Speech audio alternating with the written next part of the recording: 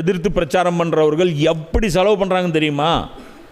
கேட்டால் ஐயோ கலாச்சாரத்துக்கு எடுக்கிறாங்க, இஸ்லாத்துக்கு எதிராக ப்ராபகண்டா பண்ணுறாங்க, கேரளா ஃபைல்ஸ் எடுக்கிறாங்க, பேட் கேர்ள்னு படம் எடுக்கிறாங்க, இதை எடுக்கிறாங்க, அதை எடுக்கிறாங்கிறீங்கள. ஃபரானா நம்ம ஒரு படம் எடுக்கிறாங்க, இஸ்லாத்துக்கு எதிராக இவ்வளோ சூழ்ச்சி பண்ணுறாங்கன்னு தெரியுது இல்லை? நீங்கள் என்ன பண்ணுறீங்க? அந்த சூழ்ச்சிகளை முறியடிக்கிறது ஃப்ரீயாக பண்ண முடியுமா? சூழ்ச்சி காசு செலவாகுதுன்னா சூழ்ச்சியை முறியடிக்கிறது காசு செலவாகும்ல. விஷத்தை போடுறான் அப்படின்னா ஆன்டிவேனமும் காசு செலவாகும்ல. அது மாதிரி தான், புரியுதா? அதனால் அந்த ஷோல்டரில் இப்போ அந்த நுபுவத்தை கொடுத்தோம் அப்படின்னா அந்த நுபுவத்து இன்றைக்கி ட்ரான்ஸ்ஃபர் ஆகி ஒவ்வொரு முஸ்லீமுடைய ஷோல்டரில் உட்காந்துட்டு இருக்குது. இதுக்கு நாம் கொடுக்கணும். அப்போ அல்லாஹ் சொல்கிறான், இனி இம்மக்களை, அதாவது இந்த மக்காவாசிகளை, இந்த அருட்கொடையை ஏற்க மறுப்பார்களாயின் மறுத்து விட்டு போகட்டும். நாம் இந்த அருட்கொடையை வேறு மக்களிடம் ஒப்படைத்து நிற்கிறோம், அவர்களோ அதனை மறுப்பவர்களாக இல்லை.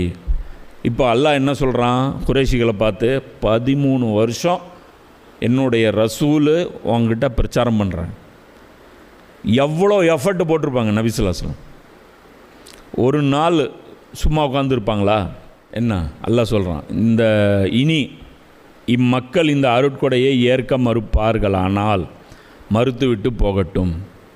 அல்லாஹ் என்ன சொல்கிறான், இந்த மக்கள் ஏற்க மறுக்கிறாங்கன்னா மறுத்துட்டு போ. ஏற்காத எங்களை எப்படி நீ ஒத்துக்க வைக்கலான்னு பார்க்கலாம். எதுக்குடா நாங்கள் எதுக்குடா உனக்கு ஒத்துக்க வைக்கணும்? நீ ஏற்றுக்கிட்டீன்னா உனக்கு நல்லது, ஏற்றுக்கிட்டு நாசமாக தான் போகிறேன்னா போ. ஏன் யாரை பார்த்து இங்கே யாரை மீன் பண்ணுறான்? ஏன்னா எவ்வளோ பெரிய பொறுப்பு நபி ஸல்லல்லாஹு அலைஹி வஸல்லம் தரப்பட்டது. ரோமர்களுடைய பிடியில் இருக்கக்கூடிய அந்த மக்களை மீட்டெடுக்கணும்.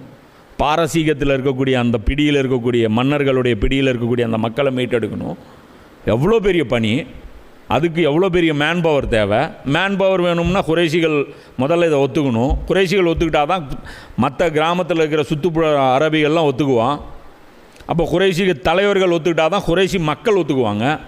தலைவர்கள் பின்னாடி டைம் ஸ்பெண்ட் பண்ணுறாங்க. 1 வருஷம் 2 வருஷம் 3 வருஷம் 13 வருஷம் ஆச்சு. ரசூல்லா விட தெளிவாக பேசுகிறவன் இந்த உலகத்தில் வேறு யார் இருக்கா? நபி ஸல்லல்லாஹு அலைஹி வஸல்லம் அளவுக்கு அக்கறையோடு பேசக்கூடியவன் உலகத்தில் யார் இருக்கா? ரசூல்லா அளவுக்கு உண்மையை பேசக்கூடியவன் உலகத்தில் யார் இருக்கா? ரசூல்லா அளவுக்கு கவலையாக பேசக்கூடிய அளவு வேறு யார் இருக்கா? மூஞ்சில் அடித்த மாதிரியா அவன்கிட்ட பேசியிருப்பாங்க அபூஜஹல்கிட்ட? அவனை கேவலப்படுத்துகிற மாதிரியா பேசியிருப்பாங்க? எவ்வளோ கவலையாக, எவ்வளோ கேரிங்காக, எவ்வளோ டவுன் டு எர்த்தாக, எவ்வளோ பணிவாக அந்த பிரச்சாரத்தை எடுத்து வச்சுருப்பாங்க. அப்போ இந்த இடத்துல உட்காந்துக்கிட்டு நாங்கள் ஒத்துக்க மாட்டோம் அப்படின்னு திமிரு பிடிக்கிறேன். அப்போது பெரிய பெரிய அந்த லீடர்ஸ் திமிரு பிடிச்சி இந்த பக்கம் போயிட்டாங்க. என்ன ஆளுமைகள், பெரிய லீடர் இல்லாத ஆட்கள் யார்? பிலால் ரலியல்லாஹு அன்ஹு, அம்மார் பின் யாசிர் ரலியல்லாஹு அன்ஹு, தல்ஹா ரலியல்லாஹு அன்ஹு, ஜுபைர் ரலியல்லாஹு, இவங்களாம் லீடர் கிடையாது. ரசூல்லா லீடர்கிட்ட பேசுனாங்க, லீடரை ஏற்றுக்கல, வந்தவங்களாம் லீடர் ஆக்கிட்டாங்க. இப்போ அந்த நியாமத்து என்ன ஆகி போச்சு? யாருக்கு ஷிஃப்ட் ஆயிடுச்சு?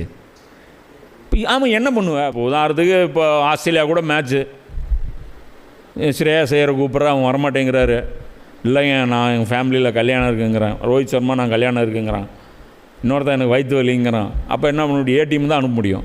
திடீர்னு வெஸ்ட் இண்டீஸ் ஒரு தடவை பிரச்சனை பண்ணிச்சு, சம்பள பிரச்சனையில். டாப் பிளேயர்ஸ் எல்லாருமே அப்படியே பாய்காட் பண்ணாங்க, ஸ்ட்ரைக் பண்ணாங்க, நாங்கள் வரமாட்டோன்னு.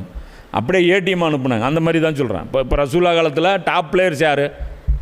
அபூஜஹில், வலீத் பின் முகீரா, இவங்கெல்லாம் தான் டாப் பிளேயர்ஸு. வரமாட்டேன்னாங்க.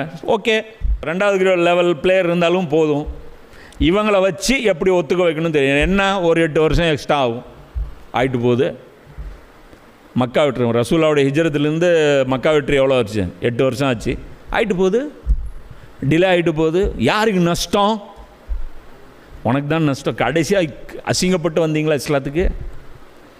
தோற்று வந்தீங்களா இஸ்லாத்துக்கு? பேர் என்ன உங்களுக்கு? துலக்காக்கள், சஹாபாக்கள் கிடையாது. நீங்கள் சஹாபி கிடையாது. ரசூலா சொன்னாங்க, என்னுடைய சஹாபாக்கள் கையளவு தர்மம் பண்ண அளவுக்கு நீங்கள் மலையளவு நீங்கள் இன்றைக்கி பண்ணிங்கன்னா கூட அவங்களுக்கு ஈக்குவல் நீங்கள் ஆக மாட்டீங்க. ஏன்? வெற்றிக்கு முன்னாடி வர்றவங்க தனி கணக்கு.